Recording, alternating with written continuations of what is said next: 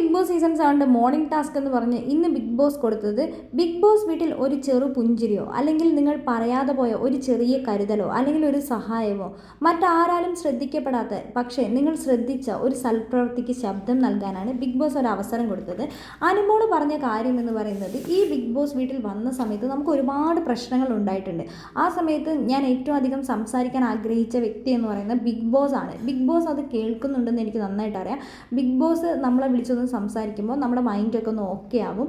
അതേപോലെ തന്നെ ഞാൻ എന്തെങ്കിലും പ്രശ്നമൊക്കെ വന്നു കഴിഞ്ഞ് കഴിയുമ്പോൾ ഞാൻ പോയി ഒറ്റയ്ക്ക് ഇരിക്കാറുണ്ട്. ആ സമയത്ത് എന്നെ തേടി പിടിച്ചുകൊണ്ട് വന്ന് ഓക്കെ അല്ലേ അനുമോളെ, ഓക്കെ അല്ലേ അനുമോളെ എന്ന് ചോദിക്കുന്ന ഒരു വ്യക്തി തന്നെയാണ് അഭിലാഷ്.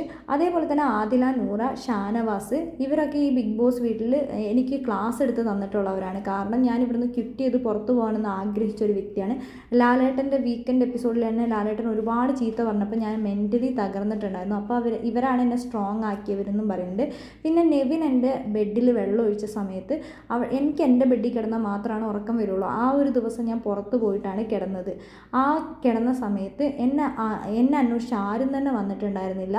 അവിടെ ഭയങ്കര തണുപ്പായിരുന്നു. അന്ന് ബിഗ് ബോസ് കുറച്ചും കൂടി AC കൂട്ടിയാണ് ഇട്ടിട്ടുണ്ടായിരുന്നത്.